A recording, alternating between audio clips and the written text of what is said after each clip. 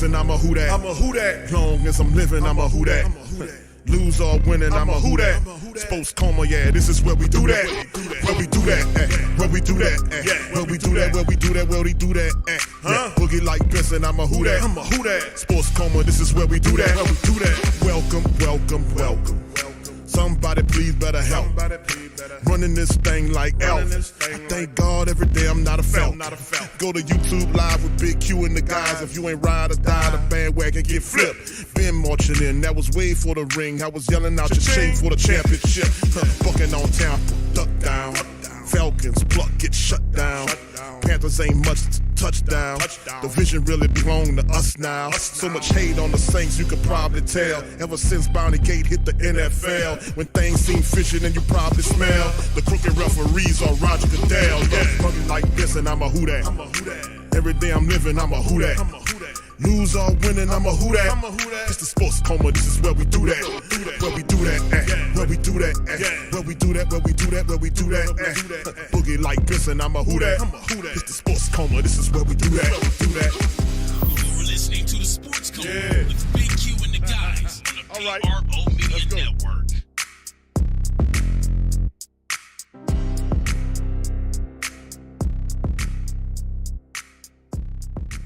To be out here to add value to this team, you know, hanging banners and competing for championships, and I have a big role on this team. So to not be out there and add that value, whenever you get your second chance, I always told myself, or whenever I got back out there, take full advantage of it and find a way to always get back.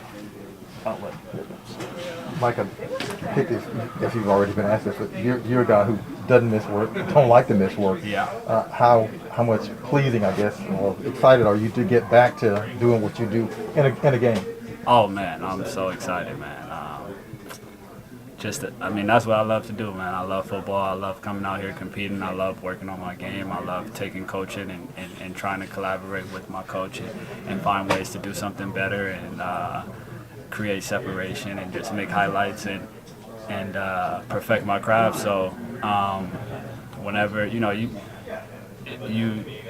had weeks where I felt like I was close to going in a game and then I wasn't able to go in the game, or like just because dealing with the injury or whatever. But now it's just like I'm kind of itching for it. We talk about your work. Do you have any idea how many man hours you put into to getting back to this point? Man, I'm still putting them in, but I feel like that's what makes. I have an addiction for that. I have an addiction for improvement, for finding a way to improve, finding a way to get better, finding a way to get better when no one's looking. I feel like that's what's always been like my niche or my thing that's allowed me to reach and have success in this league and at all levels, from college to the NFL. I've always been a guy who's put in work behind the scenes. So I had to do a lot of that, and I feel like that always pays off in the end. So as long as I just keep doing that, putting in the work, and sky is still the limit. Mike, I don't know if you covered this, but you expect to play on Sunday? We'll find out. I feel like that's the goal. That's the goal for Sunday. How are you feeling? I feel great. I think I had a great weekday. Coach preaches about winning the week and winning it day by day, so I think I can bank my Wednesday and look forward to coming out here and banking a Thursday. How much are you itching to do this again? I'm ready for all you guys to see me play. I'm itching very much. I think it's kind of obvious, but I don't want to get too excited. It's still a couple of days. What do you have in store for us? Just to come out there and compete and put my foot in the ground, play fast, point A to point B, and move the chains like I do. We're talking to Jameis outside, and he was just talking about the relationship that you two are building. And I know you don't have as much game experience together on the field, but how do you feel like that relationship's coming along? And do you feel like you need those reps? Or I know at this point you really can't get them in a game, but do you feel like you two are at a point where you guys can execute together on the field? 100%. I feel like me and Jameis, we're very much similar. Both hard workers, love to compete, love to get better. Sometimes need somebody out there to stop us because we'll just work and work and work. And the thing with him, when it comes in, is just having great communication. asking questions right when they come up, perfecting it like from one rep, whatever rep we get at practice, take advantage of it, ask questions right there. And it's all about not making the same mistake twice. So we're always working on that and just being on the same page, building that relationship and building that trust. And my goal for him is just do whatever he tells me to do and be there when he needs me. How long does it take to consistently be on that same page? Believe it or not, it doesn't take. It just takes like very good precision. Coach preaches it. He talks about precision and execution, like executing at a high level. So when you're on the same page, we go in, we install before practice. We know what plays are going to probably come up, what plays we'll have, and just knowing that, you just take full accountability and being at the right spot at the right time. And the rest, that's the whole thing about team collaborating. So me being in the right place and him making the throw and just making his job easier, making the catch. So is it easy to get back involved and feel like you didn't miss anything? I believe it's easy, but people probably will tell you guys that it's not easy. So, I mean, we're just gonna make sure we take one day at a time and just perfect our craft and see what we get on Sunday. But I believe in what we're doing. I believe in the work that we're putting in. I believe in the conversation we're having. Mike, is the Same guy game. we saw. They have a good team. We have a good team. And it's just, now it's time. It's just go time. Nothing different at all, really. Jameis, is there anything in your approach or your preparation for this that's probably changed, or is it pretty much the same? Like, have you made any adjustments just to get ready for this? Not in terms of studying. The biggest thing is just having to do, continue rehab and keep my body right. Like that's it. I've made a drastic improvement on prehab and doing things to get activated. So you still consider yourself rehabbing at this point? Prehab. We're talking about the foot or the... Everything. My entire body. Like, I learned so much about my body when I had the ACL, just the importance of other parts of your body being overcompensated because you're overusing something else. So just a holistic body, everything about your body, you have to be able to work certain things. Just because my knee hurt, that doesn't mean that I need to work my knee. I need to work my hips, right? I need to work my ankles. And you got certain things that we're all like, our body is so symmetrical. Right, you got your wrists, and then what are your wrists on the bottom half? Your ankles, you got your shoulders up top. What are your shoulders? Your hips, you know what I'm saying? You got your elbows. What are your elbows? Your knees, right? Like, so it's symmetrical, and you just got to work different parts. James, I say this is spirit of gratitude, but is there a little bit more for this? And just because it's a season opener, or is pretty much you're going to try to maintain the same regardless? Yeah, gratitude. I mean. Could I be more grateful? Yes, but at the end of the day, I'm still grateful for the opportunity. I think it's fun that we're playing in Atlanta because it's close to home. I think that's the biggest significance about this game is you're gonna have a lot of people, a lot of Winstons in the building. So that's exciting that my family get to drive an hour and a half, east to come see me play. What have you learned about the Saints Falcons rivalry since you've been here? I just learned that we got to beat them. Really, obviously the most iconic is Steve Gleason blocking the kick after Katrina. So I'm up to date on that. But outside of that, I understand, like, just in this building, that the Saints have been our rivalry, and I approach it that way. But at the end of the day, our goal is to win the football game, no matter who we're playing. How many wins? How many wins? I have no idea. Did anything about that process of learning your body help you as a thrower, or change anything about throwing the ball or your mechanics or anything like that? Yeah, I mean, when you focus on the 1%, at the end of the day, it helps everything. Right. So it's good to see that prehab when you were going through it, to do that in that last preseason game, going through all those motions, making sure that it was. No, it was good to get a plan together pregame wise, with our training staff to see how we would prepare for a real game. Yeah, that was. I still thank BA for that, for giving me the opportunity to play in that game. You made some plays last year with your legs. Because of the surgery, will you be a little more discerning there, or will you just play it the way you've always played it? Yeah, I'm gonna play football the way that our team needs me to play. If that's pulling it down and running, I'm gonna do that. If that's sitting back and throwing the ball 45 times, I'm gonna do that. So whatever the team needs me to do, I'm willing and able to do it. Just kind of a follow-up.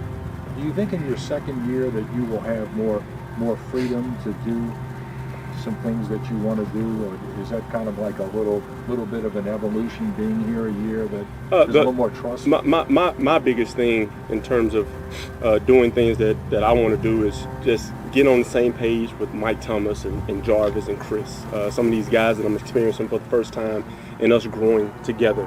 That's what I take on me doing what I want to do. In terms of the scheme and concepts, I'm going to do what we dial up because we all are in this thing together. Those coaches spend hours, hard-working hours, preparing a game plan, and it's our job to go out there and execute that to the best of our abilities. Obviously, having an open conversation to be able to, bounce anything off there that we can. But at the end of the day, I think this offense is very efficient, and we have been. So I want to stay on that path, man. Are you going to wear that on Sunday? The brace? The brace, yes. Yes. How much of the season do you have any kind of projected timeline for when it comes off or no? Man, listen, when I tell you, right now I'm focusing on Wednesday. Right, I can't make any predictions of the future. Right now, you got me right now, and as of right now, it's on, and that's my plan as of right now. Stand in the moment, man. I feel that. Big ups to the fam. Appreciate y'all for joining me on this episode of the Coma, the Hump Day edition. We in the building. Saints Wednesday injury report for week number 1. Our first official injury report. We'll cover it. We started the broadcast off with Mike Thomas. Anytime Mike Thomas gets on the mic, we want to talk about it. We want to cover it. We also played Jameis Winston. You heard what he thought about his mindset, how he feels. And, of course, it has been pretty much beaten into the head, man, of the Who Dat Nation in terms of the great Saint think tank. And the Saints team, obviously, to stay in the moment, which means not spanning too far ahead and taking care of business each day it comes. So that'll serve us well, man, when we get ready for these games going into the season. So like I've been saying for some time now, welcome. You're now rocking with the Sports Coma with Big Q and the guys, where we have intense, entertaining, educating, and enlightening sport talk on your favorite sports fam. I'm Big Q. I'm up in this thing. Shout out to the fam. Appreciate you guys for being up in this thing with me. As we get going, we're going to talk about, we're going to go over to the injury report. We're going to cover a few news, notes, and items. We'll play an interview toward the back end of the broadcast, which will be kind of affixed to Kyle T. Mosley. Shout out to that brother. And Bob Rose and others at the Saints News Network. As Kyle T wrote a really good article. I want to go over it. He did a really good job of summarizing the national feel about the New Orleans Saints. I want to go over that and then play a video that's kind of accentuates that thought process about what's going on. It's like I tell you, you unravel narratives, man, and you never know what could happen. All right, shout out to the fam. Appreciate y'all being in this thing. 120 plus of us. Please smash the like button. Take your time and hit the like button. Also, feel free to share the show's links in your social media feed. We up in this thing. Shout out to the fam. Brian, Jerry, Robert, shout out to you. K. Molinaire, Larry, KB, what's happening, Queen? Shedrick, what's up, fam? Shout out to you. Brother Doug, it's Poppy 504. Big ups to you. Gundam is in the building. Mr. Who Dat, what's up, BJ9? Shout out to you, fam. Much love. Young City Night Ward, Coach Tab. Tano, what's up, fam? Good to see you, Brother Randall. All right, what's happening, Tony? Shout out to you, fam. Much love. He says, Q, they still sleeping on us. Let them sleep, brother. We're going to smack the hell out of them and wake them up. We're going to get them. All right, what's up, Action Jackson? Shout out to you, fam. Good to see you in the chat as well. He said, well, yeah, Big Q, let's get it on. What's up, Kevin? Shout out to you, fam. Good to see you. All right, First Mike, shout out to you. All right, Pammy, Whammy, what's popping, Queen? Universal Love 878. Brother Yin is in the building. Shout out to you. All right, good to see all y'all. What's up, Petra? T-Rob, what's happening, fam? Shout out to you. Good to see you. All the fam, Mr. Fire D in the building as well. Who else we got in this, brother? Brother Tori, what's happening, brother? Good to see you. Trey Joseph, what's up, brother Trey? Shout out to you. What's up, Carla? Shout out to you. And good to see Tragic in the building as well, brother Tragic. And all the family members popping up in this thing. The Professor, what's up, Professor? Shout out to you. Appreciate the compliment, fam. All right, Brandon, what's up, Brandon? Big ups to you as well. Who Dat Dana? Much love to you. Appreciate the queens. All right, much love to everybody, fam. If I ain't get your name, man. Molly Mall, what's happening, brother? Trinity, shout out to you. Good to see you in the chat as well. All right, Farouk, what's up, brother? Farouk is in the stream as well. Big ups to you, bro. All right, DJ Twigger, what's happening, fam? The Joker Saint, what's up, bro? Bishop, what's happening, Bishop? Shout out to you as well. Good to see you. Brother Thomas is in the building. B. Thomas, what's up there? Philip, what's happening, fam? Brother Donnie's in the building as well. Bobby's in the building as well. What's up, Brother William? Shout out to you as well. Big ups to the entire Great Saint Think Tank and the Who Dat Nation. We up in this thing. Brother Tony says, Q, can you please tell the Brady lovers to stop making excuses by having an offensive line hurt? An excuse if they lose to us when we beat Brady with a healthy line and the Saints had the two offensive tackles hurt and we still won 9-0. Yeah, and the quarterback missing. Several other things was going on. We was missing a lot of offensive linemen. We was missing some, our best wide receiver, our best kicker, and we still was able to do that. So it's just, what's up, Justin? Shout out, fam. It's just a part of the game, man. Like I said, that's a narrative. You just have to keep unraveling it, man. And I'm going to do my best to punch the hell out of it. So every time I see you, shout out to you, fam. All right, Two Coles, shout out to you. Seabrook Fish and Sinker, shout out to you. Brother John Thompson, shout out to you. Rich Rules, shout out to you. All right, okay, I'm on the yard, Q. Who that? Shout out, fam. Appreciate you. All right, and big ups to the rest of the fam. Skylife, what's happening, fam? Skylife Enterprises, big ups to you as fam as well. Big ups to you, appreciate you. And much love to the whole fam, man. Appreciate y'all stopping by in the stream. So, I'm going to try not to hold you guys too long on this Wednesday night, man, as we get it popping up in this thing. But you heard with Jameis Winston, the focus is going into the game. I think it says a lot because a lot of these guys went through some really tremendous adversity, Shout out. Thank you, Rich. Yeah. So, Lamar, what's up, fam? Big ups.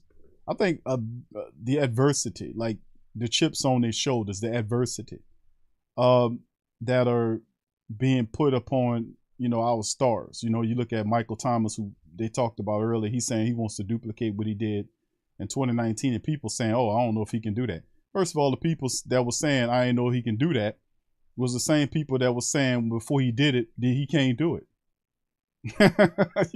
You caught that?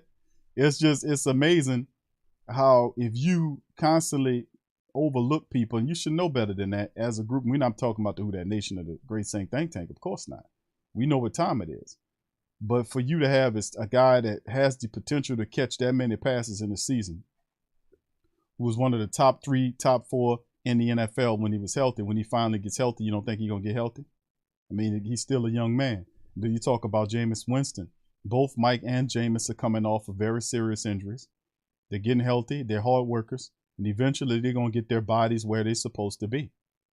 The question is, with Jameis is a little ahead of Mike in terms of his rehab, it appears. But Mike Thomas dealing with a little soreness because of the type of activity. He hadn't been really kind of working at that thing, ramping up, and he might have pushed himself a little too much. But at the end of the day, Mike Thomas is going to be on that field. He's going to be contributing. And the Saints understand that, so they got Jarvis Landry's and others to absorb a lot of the burden for Mike, so they don't have to push him and he can continue to execute or follow that on-ramp situation, the up-ramp or the ramping up process, as they like to call it. Really foolish, man, for them to take that type of approach towards really professional people, strictly when you in the Who That building. So they thinking all these buildings the same, man. The buildings ain't the same, man. The buildings are not the same, man. When you come, it's not like we always was winning. No, we came from the funk, the stink, the rot, the garbage time, the filth of losing, from the most excruciating, extreme situations of losing. And not only just losing in the most comical, stupid, ridiculous, back-ass ways that you can possibly remember. Your quarterback in quarterback helmet getting turned around on the back of his head when a penalty should have been called. The referee's so stupid and blind that the quarterback's helmet gets grabbed by his face mask, twist around on his head, and it's literally the dude is stumbling and bumbling out there with the helmet turned around, and you can't even see what he's doing. Foolish bumbery like that, man. And you just sitting there saying, "Oh my goodness, yeah, oh yeah." But man, but you come from a place like that where you just imploded all of that, built the floor, and on which that floor you built a whole new structure of success, built on the fact that you was losing. So it wasn't like we just forgot about the losing. Hell no, the losing keeps you winning because you remember what you did that was wrong. You fixed it so you can do what's right. And that's what it's about. So it's a part of the equation of greatness. Many teams are mediocre. They can never get out of that because that's a huge gravitational pull to losing. And you got to have just as much power to pull away from it because it wants to keep you there in obscurity. You got to have more power to pull away from that crap than whatever the losing polarity that's pulling you and attracting you, that you got to have as much force to rip away from it and create something great. And still have the honor and the class to remember the losing when you sky high with the winning, when you winning Super Bowls and playing for big blue chips. That's how we look at it in the Who Dat Nation. So shout out to the fam. Gundam said adversity was brutal, Big Q, but Jameis Winston overcame. Yeah, he was mentioning that in Mike Thomas. Yeah, you're absolutely right, brother Gundam. He was mentioning that in this interview and talking about Mike Thomas, that was in terms of what it took for him, because one of the reporters asked the question was, what did it take for you to get healthy? He's like, oh man, which means a mental, spiritual, and a lot of work to get to that spot again, because a lot of it had to start with the mental, keeping yourself positive, understanding eventually you will overcome this injury and you be well again. That in itself is an obstacle for Michael Thomas. You got to be a strong-minded person to go through injuries and be able to fight your way through, staying positive. It's all start with the mind first, keeping that mind positive and understand that eventually I'm going to get this body where it need to be. So that's what Mike and most of these like Jameis and all those guys did. They stayed positive. Without that mindset, man, it'd have been very difficult for them to get through that stuff. So I'm just proud of them brothers. What's up, Joanne? Shout out to you. Good to see you, says Q. I know we are supposed to show some respect to the Falcon, but I'm sorry, Big Q. We smoke. All right, Joanne, thank you. He's smoking. All right, I got you. Troy, what's up, bro? Brother Joe, I see you. Joe Gidry in the building. What's up, fam? Not unclear on Adebo, bro. Word on the streets, Adebo the only one that I'm not hearing that might not play. We know Hurst is going to play. We heard word on the street, Mike's supposed to play. But right now, there's nothing word on the street about Paulson Adebo. He's the one that I'm really keeping my eye on, right now. But anyway, let's get into it. What's up, Trinity? Shout out. All right, big ups to the rest of the fam. Brother Raynard, what's up, fam? Shout out to you. Good to see you in the chat. All right, what's up, Norman? Shout out to you. All right, and the rest of the fam. All right, so here we go, fam. Just hit the like button for me as we get going in the stream. We'll start off with this one from John Hendricks on the Saints Wednesday injury report. And of course, this is the actual injury report from the New Orleans Saints website. And you can still clearly see that 9 players are listed on Wednesday injury report for the team's week 1 game against the Falcons to kick off this upcoming season. And of course, this is the first official injury report of the season, which you know what you're working with. But here we go. Traquan Smith did not practice, got a groin issue. Why is this guy still on the team when we got healthy, more productive players? Just don't get it. Just don't get it. He's hurting everything, didn't produce, but he's sitting his ass up on the team. Hurt. Groin. Running back Dwayne Washington's on the practice squad. Hamstring. Did not practice. Cornerback. I don't know. Why is Dwayne Washington listed on the injury report and he's on the practice squad? That's just hit my mind right quick. Paulson Adebo with an ankle. Did not practice. Offensive tackles Landon Young with a hip. Did not practice. An offensive tackle, Tanner Owen, who we picked up off the practice squad dealing with illness, did not practice. Wide receiver Michael Thomas with a hamstring, limited in practice. Center Eric McCoy dealing with a calf issue, limited. Linebacker Pete Werner with a groin, limited. Safety JT Gray, hamstring, limited. So Wednesday, and of course you look at Thursday, Friday, and if you dealing with a certain destination by Friday, chances are you probably won't end up playing in the matchup. So as you can see right here, these are all the people that's on right now that the Saints are dealing with that have issues, concerns. Now take account that Jameis Winston is not on this list. All right, take account that Jameis Winston is not on this list, and Michael Thomas was limited in practice. So just throwing it out there. Tony Martin, what's up, fam? He says, Q, it's funny you say that because that's what I be telling people. It's the Who Dat Nation loyalty is different from other fans, and that's why we're so passionate about our Saints. And they'll say that, bro. They'll say, oh, everybody's passionate. No, it's levels to this stuff, man.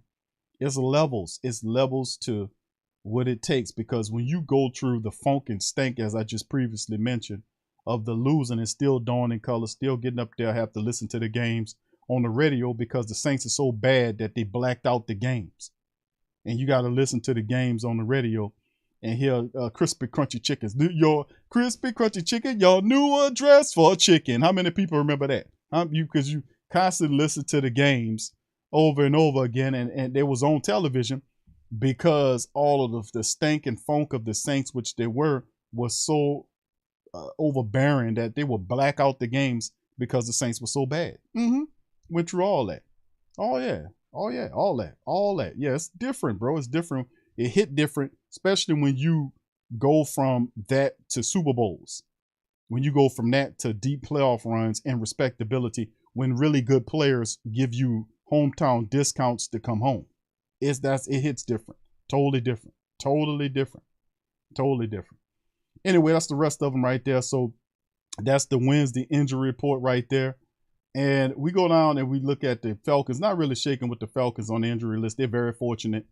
Tight end Parker Hess is not injury related. DNP cornerback Darren Hall quadricep limited. Wide receiver Drake London with a knee. And we already heard Lowe give us the inside game that Drake London should play in this game, and he think it's a little sports that Arthur is playing. Coach Arthur for the Falcons is playing on the Saints. So once again, Traquan Smith did not play for whatever reason. That don't surprise me. Dwayne Washington, DMP, Paulson Adebo, DMP, Landon Young, DMP, and Tanner Owen, DMP. Also bear in mind that James Hurst is not on this list. Jameis Winston is not on this list. James Hurst is not on this list. But the ones that do concern me that are on this list is Paulson Adebo, because he has a DMP designation. That concerns me. Not limited. Limited gives me a bit of hope, like Pete Werner, which word on the street said Pete Werner was good to go. That's why injury reports are so stellar too, because nobody knew about the calf issue with Eric McCoy. I hope Eric McCoy is all right, man. He was dealing with an injury last year, which kind of made him not look as good as what he was. Remember, I was seeing McCoy get pancaked and shit. Y'all remember seeing that last year? Several times I was seeing McCoy get pushed over like he was a one-dimensional cardboard man. You know, it's like, man, this is not the McCoy I know. And he had to have been dealing with an injury last year. I remember researching and he was dealing with something, because McCoy don't get pushed over. He don't get pancaked. All right, so anyway, man, let's get into the report right here.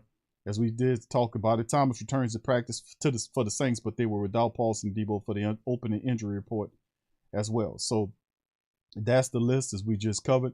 Initial report of week is just that Adebo certainly felt a bit confident in his recovery last week, but not being on the practice field isn't a cause for concern just yet.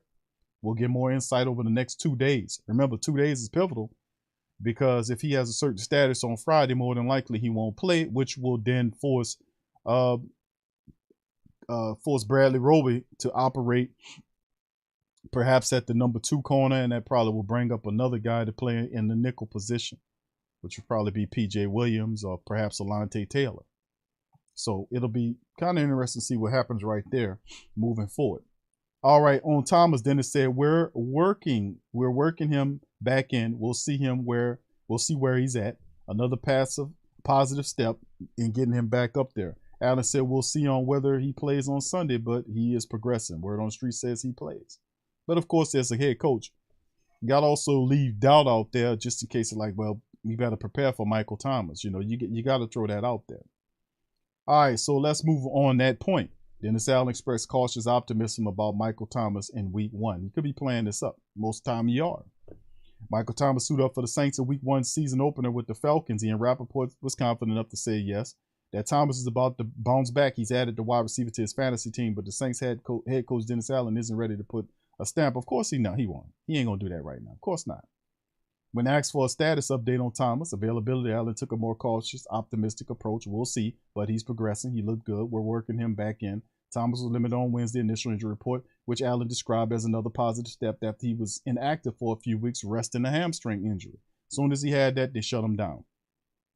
Then get ready to work him back in, saying that he feels good. You heard the interview we played earlier, but think about this, what was going on with the Falcons head coach about Drake London. Is he outright saying that Drake London will be available for the game? No. They're going to hold their cards to try to get as much of an advantage on you as they possibly can. So Mike still plays in the game. All right, let's move on to this article right here. National media jumping on the Saints bandwagon. Actually, let's go to this one first. Two-time Pro Bowl wide receiver Emmanuel Sanders calls it a career after 12 years in the NFL. Emmanuel Sanders says that's enough. All right, this is from ESPN. With the job as a television analyst waiting and desire to move on to the next stage of his life, wide receiver Emmanuel Sanders, who's 35, formally announced his retirement for the NFL on Wednesday. Sanders, who spent most of his six of his 12 NFL seasons in Denver, was in the Broncos complex with his family to make the announcement. He closed out his career with 13 starts with the Bills last season. A third-round pick by the Steelers in the 2010 draft, Sanders finished his career with 704 catches for over 9,200 yards, 51 touchdowns. He was a two-time Pro Bowl selection, played in 3 Super Bowls, and was part of the Broncos Super Bowl 50 winning team. He says, I'm proud to stand up here and tell you that I chased down this dream, and it was a hell of a ride, Sanders said. Sanders said he had a couple of teams reach out to play this season, but ultimately said his long-term health considerations, as well as the death of longtime friend Demaryius Thomas last December, factored into his decision. Sanders said he wasn't ready to make a formal announcement Wednesday about his immediate future, but added he agreed to a deal as to be a television analyst. He said, this game of football is tough on the body, and I lost a close friend in Thomas. He says, I had a heck of a career, but I've been to 3 Super Bowls. For me, what else can I prove? All of Sanders' 1,000-yard seasons came with the Broncos, 2 with Peyton Manning. Sanders was a part of the Broncos' 2014 free agency binge that also included linebacker DeMarcus Ware, cornerback Khalib Talib, and safety T.J. Ward. At the time, he called Denver wide receiver heaven because of Manning's arrival. Wednesday, Sanders recounted just how close he said he was to signing with the Chiefs instead of Denver in 2014. He was in the Chiefs complex when the Broncos general manager John Elway called not playing with Manning. He said, I wanted to sign 3 years in Kansas City. They wanted me to sign 4. I get the call in the facility. I can go to Denver. And I remember telling Chiefs, I kind of want to go back to my hotel to figure out the situation. I'm just trying to get out there so I can celebrate that I'm about to go play with Peyton. The Broncos traded Sanders to the Niners after 7 games in the 2019 season. The same year he had characterized the struggles of the post-Manning Broncos as living in a world of suck. Sanders then played for 2020 with the Saints before he had 42 catches for 626 yards, 4 touchdowns for the Bills last season. So Sanders, shout out to Sanders, man. As he retires, he played 1 year with the Saints. He was a very good influence with the black and gold, especially with the wide receivers. Everywhere Emmanuel Sanders went, wide receivers, young wide receivers across the NFL that was in the rooms with him, gives him credit because he was a great teammate that showed those young wide receivers the ropes. And I know Mike Thomas learned some stuff from him. I know Deontay Harty learned some stuff. Callaway learned some stuff from him. And hopefully Traquan Smith learned some stuff from him because anywhere he went, he dropped game on them to help him out. So he was a really smart dude. Shout out to Emmanuel. All right, and of course, the final article right here from Kyle T. Mosley. National media jumping on the New Orleans Saints bandwagon. National media are suddenly jumping on the New Orleans Saints bandwagon for the upcoming season. They're jumping on it. Please make no mistake about it. I'm about to write, the national media aren't lovers of the Saints. Pundits drool for a fan popular brands in the Cowboys, Packers, Buccaneers, Broncos, Niners, and can sometimes be biased. Although the winds of change are being felt and the Saints may be the new flavor of the moment for Vegas and the national press corps, the team will garner more attention after week 1. Now, Solomon Wilcots, who appeared on XM's Opening Drive, host Solomon, I really do believe, who Bob Rose interviewed, and Kyle T, said that I really do believe the best team in the NFC, top to bottom, I think, is the Saints. I have questions at the quarterback position, but when it comes down to the offense as a whole, the addition of Chris Olave, Michael Thomas, Elvin Kamara coming out the backfield, and a top 10 defense across every metric, those measurables always lead to wins. Peter King's prediction. Disclaimer, Peter King hasn't always been a proponent of the Saints. Nope. Especially starting quarterback Jameis Winston. Recently, King released the AFC and NFC top seed projections. Who is his number 1 seed in NFC? You guessed it, was the Saints. I thought it was odd to see him in the press box at the Saints versus Texans preseason game and his post-game interviews with veteran players outside the locker room, but now it makes sense. Perhaps King was there because of what he witnessed in training camp and the Saints preseason games with Winston and Dalton running the first team offense. Insider Ian Rappaport spoke to McAfee of the difference in the atmosphere at the Saints headquarters in Metairie. Was it Peyton's departure, Dennis Allen's new leadership, or a combination of both? as players focused within the politics and in the psychological warfare that existed in Peyton's reign. On the other hand, the national praise extended to other media outlets. Yahoo, regardless of the praise heaped on the Saints, Dennis Allen, Jameis Winston, Pete Carmichael, the Saints looked to make a statement on Sunday in Atlanta. The barriers to winning aren't dictated by reporting, it's by the men who coach and play the game. Talent is abundant on the team. Offense, defense, despite the average age, it was almost 27 years of age, it doesn't mean the Saints squad is older and decrepit. It means they are seasoned veterans, which helps a new coach in this situation.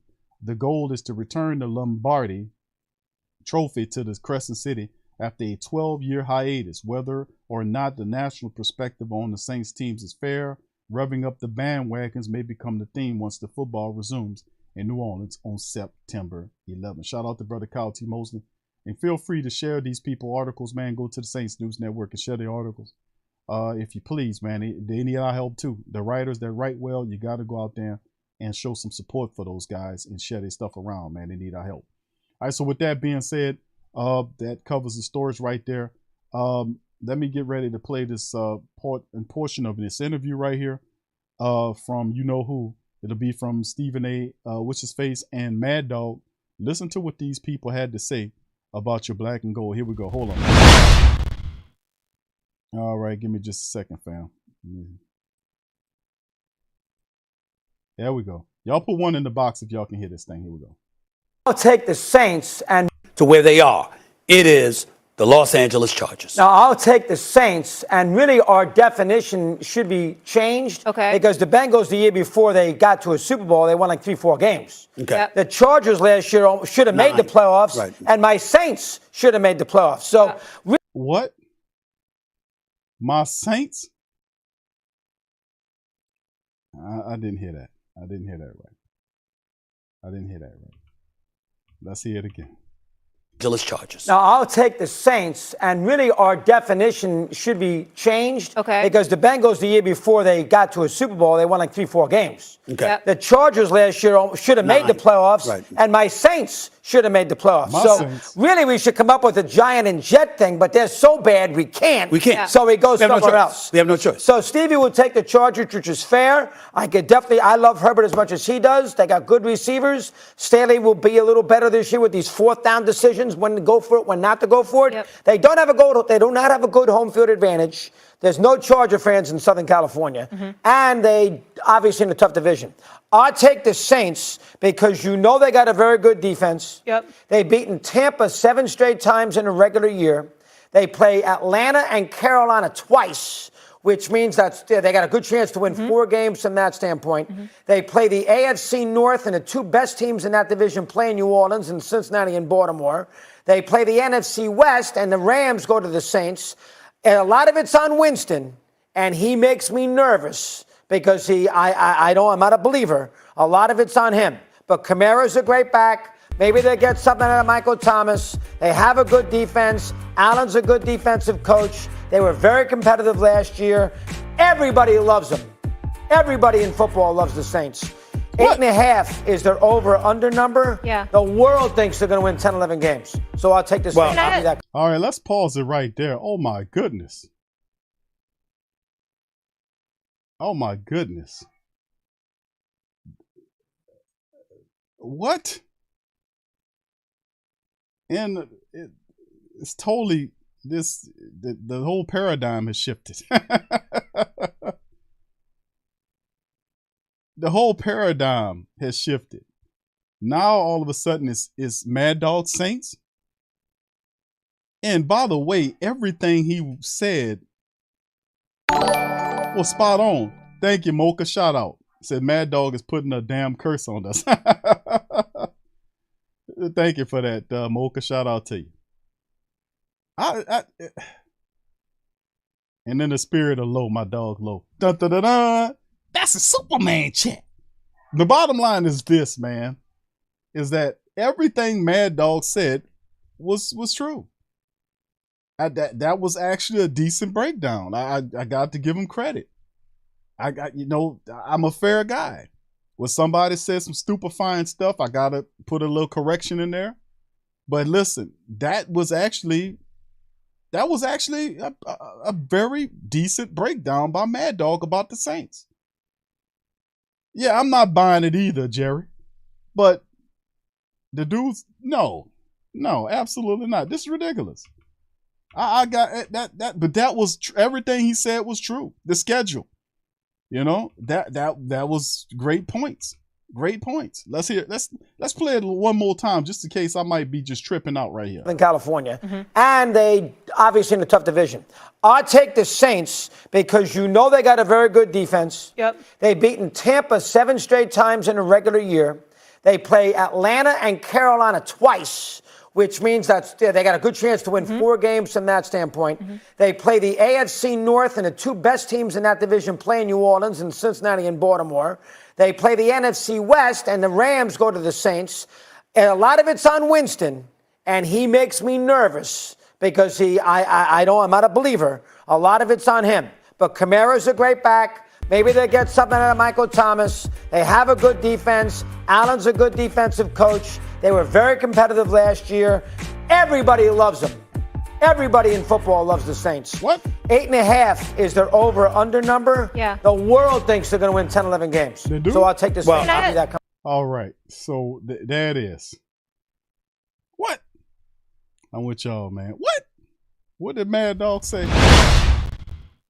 What? Boy. That boy looked like an old Ace Ventura pet detective retired. My goodness. My Saints. My goodness. When did this happen? I told you, man. They just switch and don't think you're going to remember some shit. That's why I tell y'all when I play these things here, to catalog them on this stream, because I know that they'll come around like they had all. Didn't I tell y'all that? Didn't I tell you we ain't even beat them people yet? And they're already swinging around because people saying, man, you better watch out. Bucking their eyes and scared and shit, saying, oh, the Saints are coming. Man, I tell you, man, it's just that's they pretended my Saints. When did they become your damn Saints? They got no spine, man. You gonna talk some shit, stand on it, man. Did I tell y'all that? Didn't I play that stuff for y'all to show y'all, man, with these people saying, and then see what happened is you thinking that this guy had an epiphany and said, oh my goodness. No, what it was people in the comment sections, when he do his little talk show, people on there tearing him up about the Saints. Thank you, Brother Will. He said he didn't say all that when RC got, yeah, I know. See, all that, the thing is, it's, when you look so ridiculous in what you're saying, that you get such a blowback from not only the players, but also from the people watching the game that know the game. That's what happened, because his opinion was a total 180 spin from what it was. Damn near, I might as well say 360 than what it was. What's up, Scoop? Shout out, bro. Good to see you. What's up, Debbie? Shout out. All right, Sample Sounds. What's up? Yeah, bro, them receipts, bro. I guess why I be having them receipts. What's up, Lori, baby? What's up? Westside Baptist Church, how you doing, fam? But that's why I have to bring this stuff here, fam, because at least watch these guys turn around on you. That guy turned around so fast, they spent his ass around like one of them them department store doors. Spent them around. My Saints is going to do it now. They're going from worst to the first. That's what the segment was based on, is which NFL team will be this year's Bengals. So Stephen A said the Chargers. Mad Dog said, oh no, it's the Saints. But I'm not a believer in Jameis Winston, but you picked the Saints to go to the Super Bowl. Well, how are they going to get there? With the running backs and wide receivers throwing the ball to themselves? No.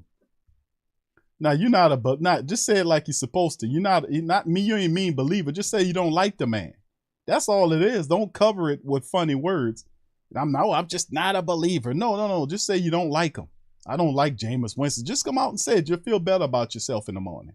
You will. Just come on out with it. But that's what we did, family. We talked about it, man, and that's what it is. So Kyle T. Mobley laid it out really good, man. He laid it out perfectly. He laid the whole game plan out on the article we covered, and then we played this that fortifies the point about the national media spinning around talking about, and then he said everybody loved the Saints. Hold on here, hold on, stop. What you talking about? Everybody, hey, everybody. No, everybody don't like the Saints. That's true. We know. They're only doing that because they know you're gonna slap the hell out of them because they see what kind of team you got coming into the season. They see how the Saints, the vibe of the team is, that they serious about handling some business. And, you know, and I know a lot of people feel that way about their clubs. But something going to happen on the football field, and we're going to see who's serious about this here thing. We're going to see if your team is as determined as my team. We're going to see, like Big Low said on the other stream, Low said they're both two pissed off teams. And we're going to see. We're going to see who not only pissed off, but who also got the talent.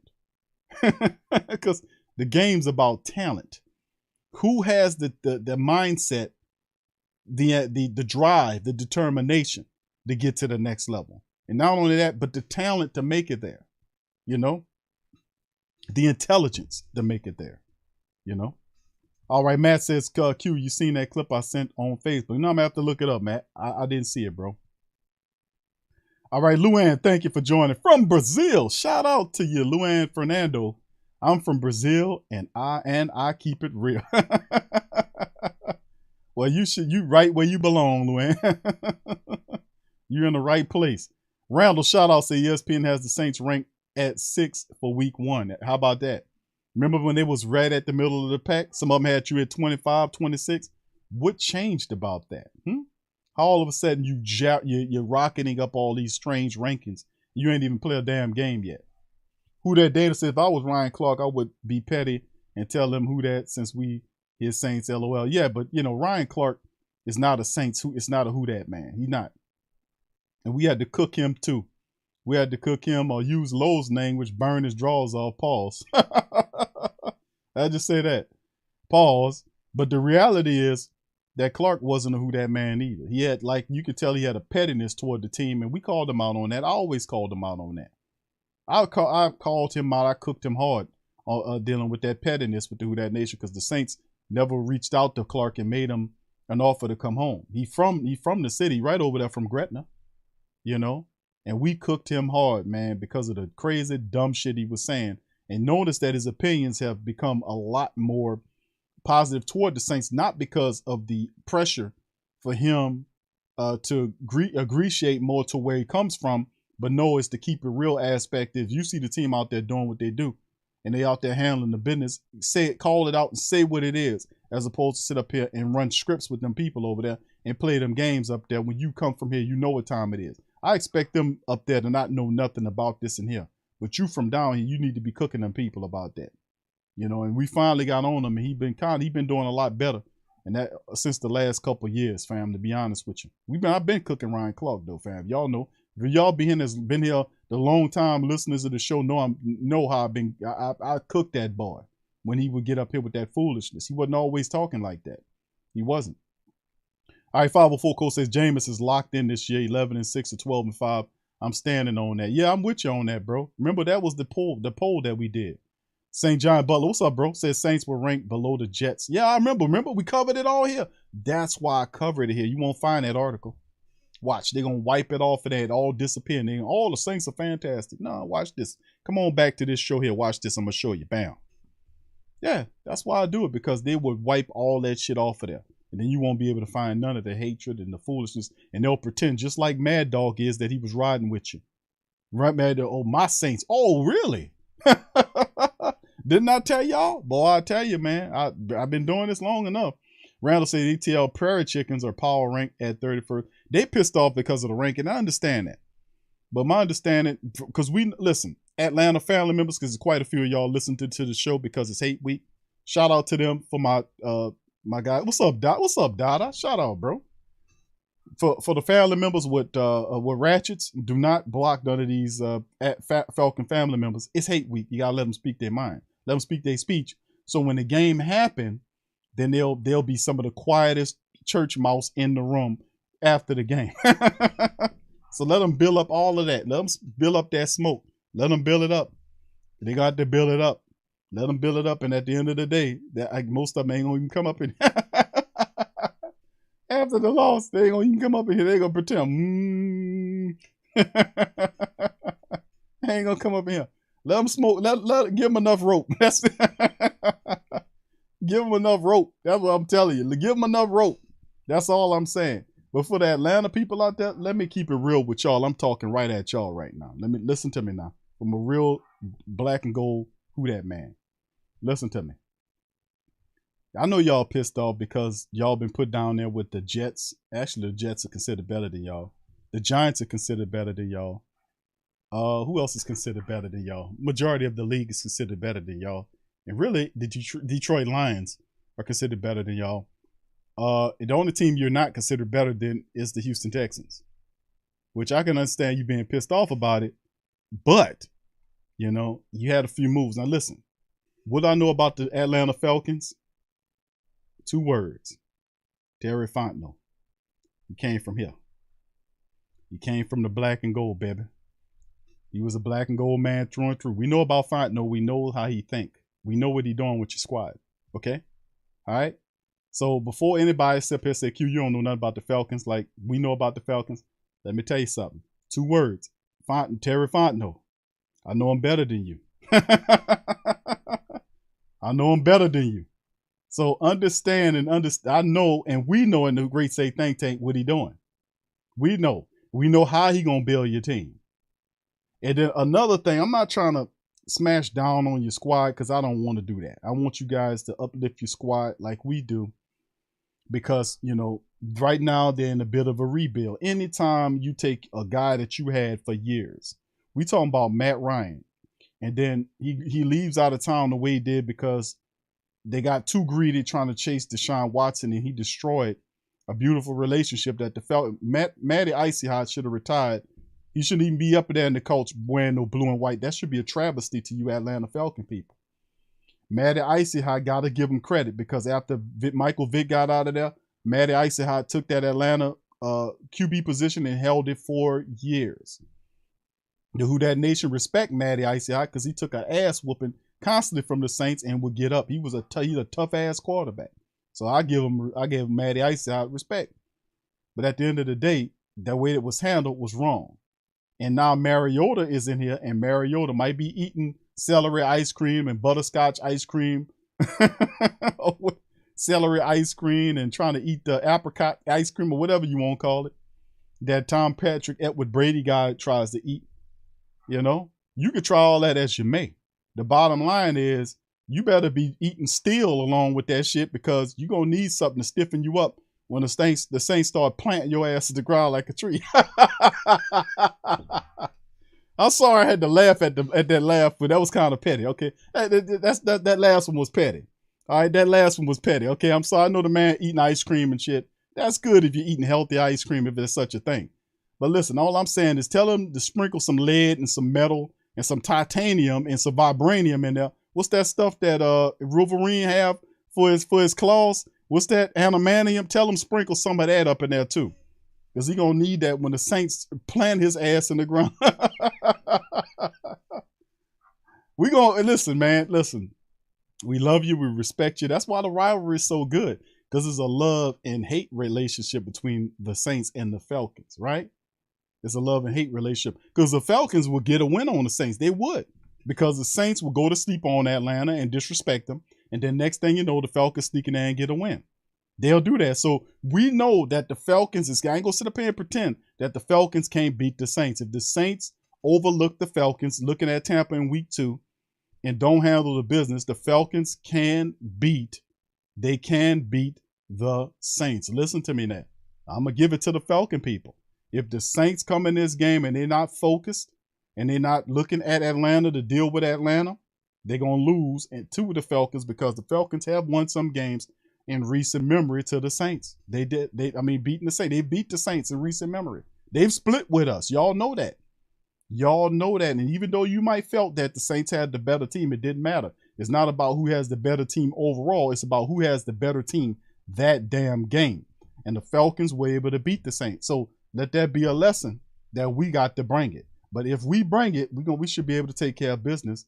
No disrespect to the Falcon people, but we should be able to take business against your club. I'm just gonna keep it a buck with you.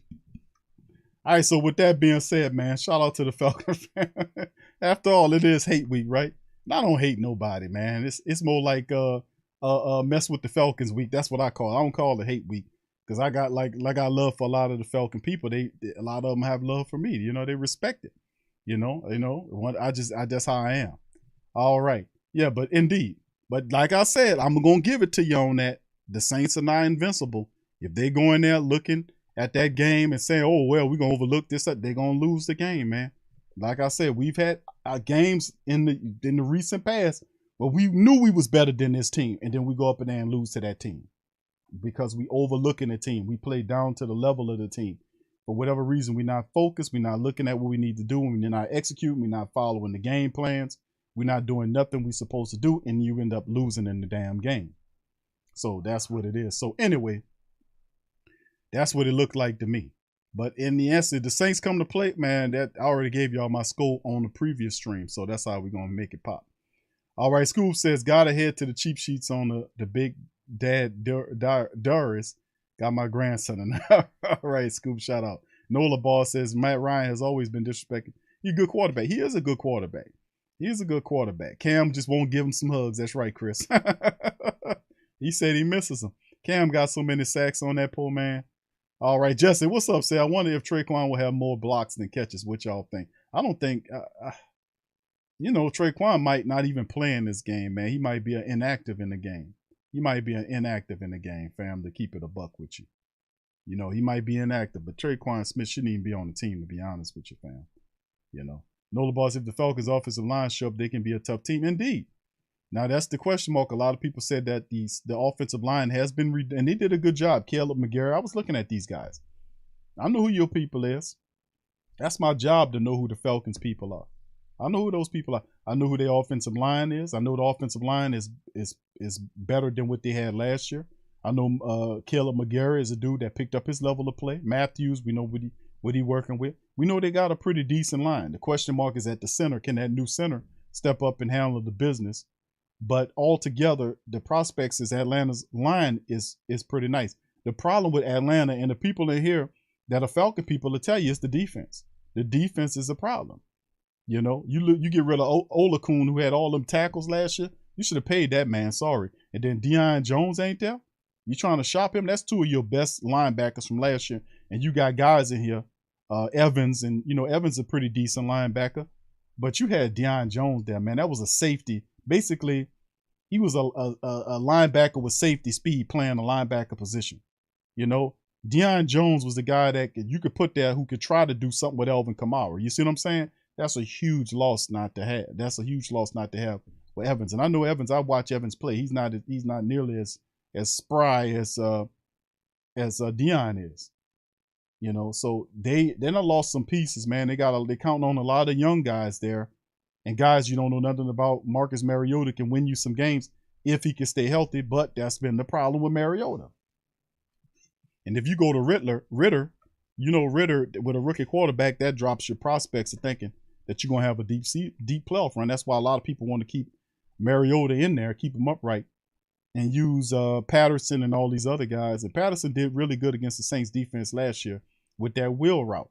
And don't think for a second the Falcons not going to go back to revisiting that wheel route. So anyway, when Friday comes around, family, we're going to do a scouting report. The Friday before the game, y'all know on the Sports Coma now that we always do the game breakdown. We go over the depth charts of the team. We look at people we need to look out for, and then I open the phone line. So this Friday coming, we'll do that, and we'll talk about the game like that, and we'll go into these people and talk about what needs to happen and the Saints game plan to make it to get the win. And man says their focus, Q Cam and Saints are on a mission. You're right, bro. You're right. Yeah, Linda says, Q, you got to admit you like Mariota. I mean, Mariota is all right. He's an all right. Listen, Mariota's an all right quarterback if you keep him upright. I keep saying it because he has some degree of accuracy. He can move around. The problem is when he starts running and the guy pops him real good, he up out of it. So I don't know if it'd be smart for them to think about trying to turn Mariota who's a guy that always gets hurt, and try to turn him into a option type of quarterback when he's running that's a dumb idea. I'm sorry.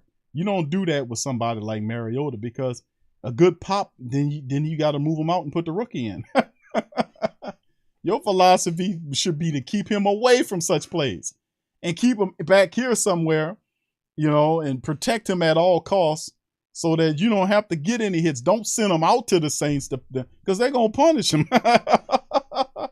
So please, if you got any option plays, you talking about QB options with Marcus Mariota, when they said that, I said, are you kidding me? Are y'all on some stuff? Y'all better keep that boy away from the Saints or any good defense, because he can't handle that kind of work. I don't care how much goddamn avocado ice cream he eating. He can't handle it. Hell, if that worked and he taking that kind of punishment, there wouldn't be a box of avocado ice cream in the goddamn stores. In the entire nation, to find out that he taking punishment like that, and all you have to do is eat some avocado ice cream or whatever the hell it is. There won't be one single damn box left in the world.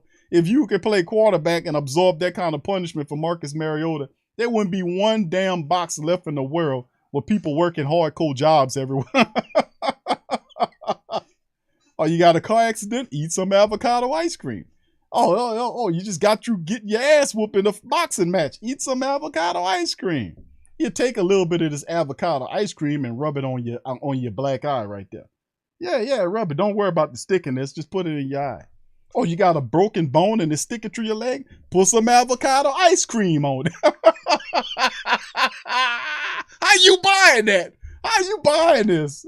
Oh, we just switched to celery. We done got celery ice cream now. Oh, yeah, celery ice cream. Yeah, that'll help you right there. Man, are y'all kidding? Are y'all kidding? Oh, man, let me tell you something, fam. It's going down big time, man. But anyway, I'm just messing with you Falcon people, man. Shout out to you. All right, Brian says, I have a question, Q. A week for London, he says, the week for the London, England, what time are you going to be? It's a 9 o'clock. I'm going to be up early, bro. I'm going to be up early, brother. If the game is at 9 o'clock, or I think it's a little earlier than that. I don't remember what time it is. But whatever time it is, I'm going to be on the money, baby. Maybe 30 minutes before the fact, something like that. I'm going to be up as early as y'all are. So just don't even worry about it. All right, I'm going to be there. All right, yeah, 504, so I give Mariota 6 games. He won't make it to 6 games, bro, if they talk about doing this option stuff with him. Don't do that. Arthur Smith, don't do that to Mariota. What's wrong with these people? Don't do that to that man. Don't you understand the guy, that's been his problem his entire career, and you finally healthy, and now you won't get him knocked off on some option nonsense? Man, who do you think this guy is? Oh, we got it.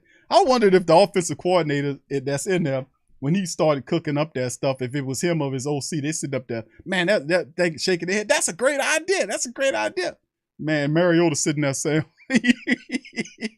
he's sitting there bucking his eyes. He's like, what's going on? Y'all gonna option me against the Saints defense? Are y'all kidding? You gonna option me against the Saints defense? Are y'all gonna option me against the Saints defense? Are y'all kidding? Do y'all not understand who they got? That's Cam Jordan over there. That's Davenport. That's the Mario Davis. They got Tyrann Mathieu now. These people crazy. Oh my goodness. Oh man. You better have a whole. Oh. You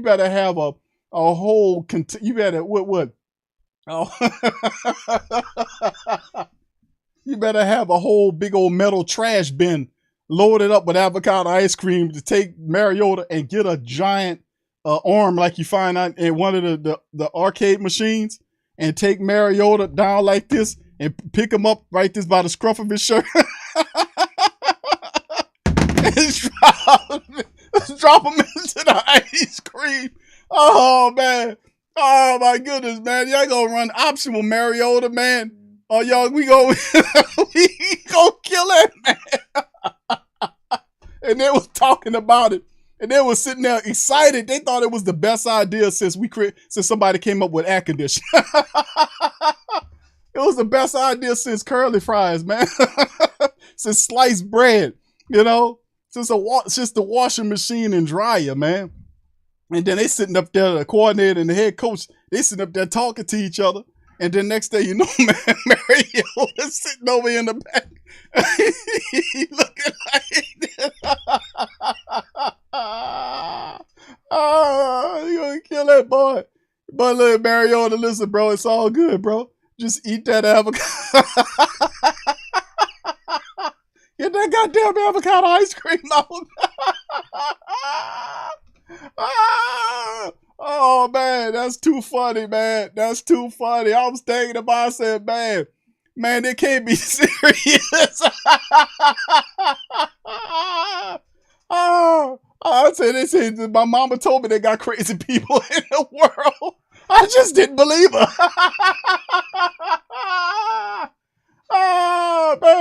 Oh, man. I'm sorry, man. I apologize, man. I'm just being petty right now. Oh, but football people, Marcus Mariota, look, I'm not making fun. I'm saying that the man has a constant. He gets hurt. The last thing you want to do is is put him on a platter to the defense. Here's my quarterback. Knock his goddamn head off. I'm sorry, y'all. I'm sorry. I apologize. Oh, man, I'm sorry, man. I'm just thinking about what they was doing, what they was thinking. And Mariota was off there in the corner listening to them talk. You're like, wait a minute. Can I have some intake in this? Oh, sorry, man. I'm sorry, y'all. I'm sorry. Listen, Atlanta people, I hope y'all the best of fortune. A week one matchup in Mercedes-Benz Stadium. I wish y'all the best of fortune. I'm just throwing some thoughts out there. Y'all know what I'm saying is true. That the man is often injured. You don't want to serve him up to a defense as good as ours that knock his head, knock his block off. They mustn't have heard of Demario Davis. Pete Werner snipe him. Laddie Daddy will pop him. You got Marcus Davenport running around there. You got all the defensive linemen, all of them at least 6'4", 6'5". You got Cam at 6'4", Davenport 6'5", 6'6". These got linebacker speed. You got Peyton Turner who's 6'5". You got Carl Granderson who's 6'5". You got passing your 6'6". David Onyemata 6'3", 6'4". I mean, come on. You got these big, massive guys, and they cat-like quick. They got linebacker speed, most of them. Oh, my God. I'm just leave it alone, man. I'm going to just leave it alone. I'm going to leave it alone, family. Peace to y'all, man. Big Sean says, he said, it's Ritter that we don't want to step on the field. Dude has potential. It is very underrated. He is who I wanted us to pick up. He went to QB. Yeah, I'm with you on that, Big Sean. I remember we was pushing and scouting that guy. We was pushing up Ritter because he had a lot of college experience. Man. That's why he's really, really matured. He's not like you can look at him and say, okay, he's a rookie to the game, because he got to get used to the speed of the game. And I think that's what Ritter first thing is, but he can play the game of ball. He got it up here. He's a leader. And he's a guy that you just got to get after. He got a degree of athleticism to him too. So yeah, it could be a blessing in disguise with Ritter. But they don't really want to see him right now, because to have Ritter in there means that the prospects for the season go drastically low because he's a rookie. They want a veteran quarterback in there. They can hope take them further down the line. So a lot of people spitting on the Falcons and saying they're not giving them bad marks and telling them they're going to win 4 or 5 games, because they believe that the talent level of the team is not where it's supposed to be. You see what I'm saying? So, I mean, you and I both know that. But we're going to see what's going on here. I ain't drinking nothing, Tasha. So you can't. Tasha, I ain't drinking nothing, so you can't get me there. You ain't see me pick up no cups tonight. You ain't see me with no cups tonight. So it is. I'm laughing at just the thought process of what I was like, hold on here. They gonna do what now? Anyway, man, that's enough, man. That's enough. All right. Yeah, 3 interceptions. Joe said 3 interceptions from the defense. All right. So what I'm saying is at the end of the day, man, it's going to be a good game. We're going to be all right.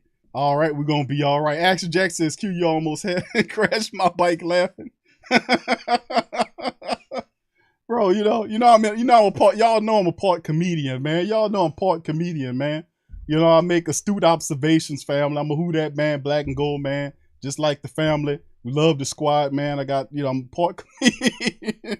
It's funny stuff like that tickle me, man, and it make me laugh. What's up, caller? What's up, Ryan? Ryan said, I'm listening to this while I'm finishing cutting some grass, and I'm cracking up because Q is cracking up so bad. I'm sorry, I'm not meaning to laugh at the Falcon people, but I'm just saying, y'all not crazy, okay, Falcon family members? Y'all not crazy, okay? Y'all are not the crazy ones, okay? What's crazy is the fact that you got an often injured quarterback that you about to roll him out in option plays. And I just think that's fascinating because you do realize that the Saints are a fast sideline-to-sideline defense, that the Saints defense is a top 3, top 5 unit. Some say a top 1 defense. Is that a point was made by my dog Lowe the other night about attacking the Saints secondary. And most people will feel, well, you got doesn't. But he did make a point because the communication between the secondary period has to be made. Like you got Tyrann Mathieu, and I know those guys have some degree. They ain't starting for zero. They've been practicing since Tyrann came in during practice and then into the preseason. So they've had some exposure to each other. So they're not starting from zero in week 1. Let's preface that. Let's just say that these guys been practicing together for a while now, since the training camp and then all into the preseason. So they've been on the field playing and communicating with each other to get stuff straight. Okay, that's number 1. We also realize that Tyrann Mathieu and both Marcus May are very high IQ players. So is Lattimore. So is Paulson Adebo. Very high IQ players. It don't take them 5 or 6 games to figure out something like a Marcus Williams. No disrespect. But at the end of the day, when you get those guys on the field, those guys are going to be something fantastic. So we got to understand that. But at the same time, we got to realize too who we are and what we're capable of and what this team is, how strong this team is, and also understand and know what the weaknesses are of the people that you're playing against. It ain't just you looking over there not knowing who these people are. Let me tell you something. There's scouting reports and everything that come out on the weaknesses of every one of those players, the tendencies of what the offense likes to do, and the information that we have from the Falcons from last year and what they're going to mix in a little less stuff this year. Yeah, Lowe had a point about we don't know exactly what they're going to do because they got Mariota in there. But the reality is that know how Arthur Smith runs his offenses. We know he's run heavy. We know he likes to run the ball. We know there's going to be a committed by approach there like Lowe dropped yesterday. But also there's going to be some similarities to what he was doing last year when he was with the Falcons. And I know he'll try to use some athletic plays with Mariota. We understand that. But at the same time, the Saints got to understand you got to do the work. You got to study their team on their scouting report, and you got to stick to your assignments. You got to handle your business. You can't be making all these errors, and you got to take this team serious. Each team, the mark on each team this year should be that each one of these teams we playing from week to week is a Super Bowl team. I don't care if they're the bottom of the bucket trash can team, the worst team in the NFL. Each team that we play from week 1 to week Super Bowl week has to be taken with the highest and serious degree when we go into these games to understand who we going up there against, what their weaknesses are, and how we can exploit their weaknesses. And at the same time, be disciplined, be focused, and above all, be consistent. And if we take that approach, no team in the league could beat the Saints. I'm just keeping it a buck. The Saints have to play with that high degree of intellect going into these games. Bottom line, or the Falcons could beat you, or the Bucks could beat you, or the Jets could beat you, or the Texans could beat you. And all these other teams that might not be considered playoff teams, they can beat you. They can beat your ass if you don't take them with the most highest degree of seriousness going into that game. Bottom line, anybody could be beaten in the NFL. But if the Saints bring their toolkit and they focus and they determine, ain't a goddamn team in the NFL could deal with them. You mark it and send it to them and tell them I said it. All right, fam. So with that being said, I'm gonna pop out on that, man. Listen, I appreciate each and every last one of y'all for tuning in the stream. Listen, I'm sorry I was cracking up, man, but listen, I couldn't help myself on that one, man. That was pretty funny. All right. No, I'm not on nothing, fam. I'm not drinking nothing, man. This is just straight up. This is just me. I got a high energy level. You know what I'm saying? And sometimes with some shit I see that's funny, it crack me up. Y'all have seen me crack up all the time on it. It ain't got nothing to do with no feel good. That shit just is funny to me, man. That's funny as hell. All right, Joe says, if you bet in this game, bet it now that the spread gonna jump from 5.5 to about 8 to 10. Okay, thank you, Joe. Shout out. All right. First Mike says, what up, bro? Okay, enjoying. Okay, good. Thank you, Mike. Shout out to you, bro. All right. Trinity said, I'm not going to estimate the Falcons. All jokes. Yeah, we can't. Listen, like I said, and I'm going to say this off top. The bottom line. What's up, Randolph? Shout out to my boy, Randolph. Much love, bro. Look, Randolph saying it too. Randolph saying, do not overlook this team, family. We split last season. And that's the point is, how do you split with the Falcons and you sit up here believing that you're better than the Falcons? You split with the Falcons because you go over there and you underestimate the Falcons. You hear me? That's how you split with the Carolina Panthers last year. We split with the Carolina Panthers last year because, we had injuries. We still had enough people to take care of business against them. It's about who comes to play. And the most fundamental point that we always talk about in all these games is the line of scrimmage play. The winner of the line of scrimmage wins the game. Who dominates the line of scrimmage always wins these games. If you dominate, the defense dominates our defense dominates the line of scrimmage, it'll make it very difficult for the Falcons to win. If our offense dominates their defense, it's same effect. So we have to dominate the line of scrimmage. We have to do that. We have to out physical this team. We have to be able to run the ball and be able to set up a balanced attack. That's what we have to do. It takes mindset. It takes grittiness. It takes attention to details. It takes knowing who your adversary is and what you like, knowing the tendencies of your adversary, what they like to do, and we're going to have to bring it. Bottom line. So like I said, Randolph, you make a good point, bro. Shout out. You're right. We split with that team. So big ups. All right. B. Thomas, thank you, bro, for your super chat. He says it's game week. That's why you're in a good mood. Well, yeah. And I guess you're right there, brother Thomas. Shout out to you. Thank you for the super chat, bro. I think he is good, right? It's time, bro. It's time. We've been doing a lot of, looking at the off season, and we're a handful of games away from the Saints game against the Falcons, and I just think it's absolutely awesome. As we're getting closer and closer, and yes, I will be in the building with the watch parties. Y'all know how we doing it. It's gonna be a ball. It's gonna be fun. It's definitely gonna be that. All right, 504's coach. Everybody keeps asking Q questions, so we can get a 4-hour show.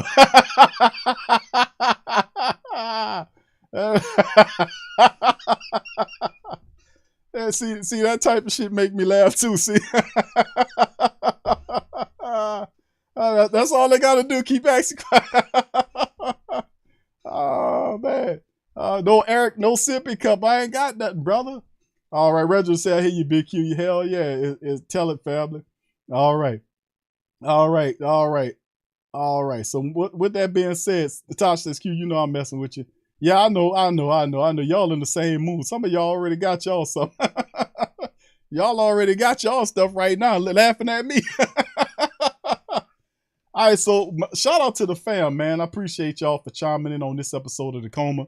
Saints Wednesday injury report will be returned on Thursday stream, man. I hope y'all had a ball today, man. I hope if you had a rough day or a tough week, that I hope you laughed it off, because you know what the doctors say? They say you're not the ones with the funny medicine, but the good sense ones tell you that the best recipe for whatever that ails you is laughter. Laughter is good for the soul. It really is, man. Laughter. You gotta have a certain good energy to get a good hearty laugh out. You know what I'm saying? A good hearty laugh is good for you. So laugh aloud and have fun, man, and enjoy your life. You know what I'm saying? But with that being said, fam, I'm going to tip out on that. Listen, I appreciate you guys for popping in the stream.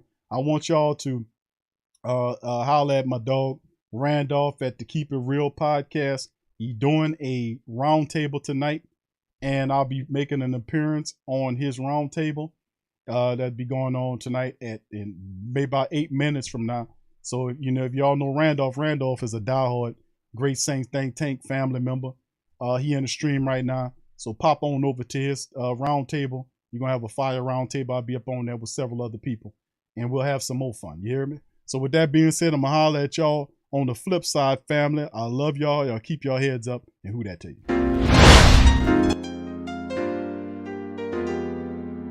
Yeah.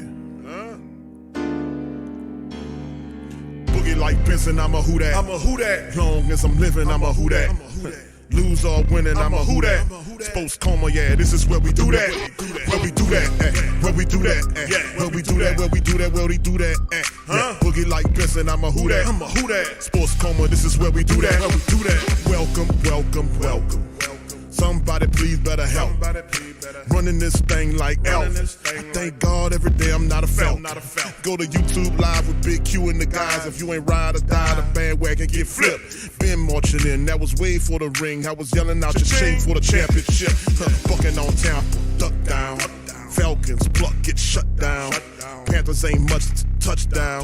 The vision really belong to us now. So much hate on the Saints, you could probably tell. Ever since Bounty Gate hit the NFL, when things seem fishy, then you probably smell the crooked referees or Roger Goodell. Yeah, like this, and I'm a who that. Every day I'm living, I'm a who that. Lose or winning, I'm a who that. It's the Sports Coma, this is where we do that. Where we do that, where we do that, where we do that, where we do that, where we do that, Boogie like this, and I'm a who that. It's the Sports Coma, this is where we do that. You're listening to the Sports Coma with Big Q and the guys on the PRO Media Network.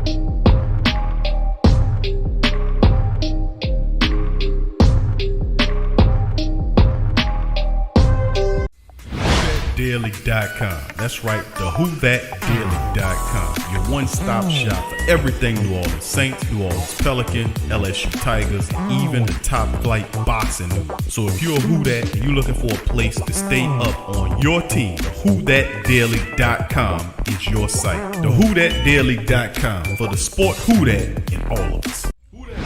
Check out the Pro Shop. That's right, the Pro Shop is the platform stores where you can go and buy all the latest merch to support the platform. Available at the Pro Shops, we have dozens of hundreds of products available for you and your family. Unisex tees for men and women, hoodies and sweatshirts, tank tops, kids and baby items, long sleeve tees, mugs, pillows, wall art, bath bedding, face masks, phone cases, stickers, bags, fanny packs, socks, hats, and many other items. Please feel free to check out the Pro Shops. The link is in the description section below. And remember, it helps the platform continue to grow. So check out the Pro Shop.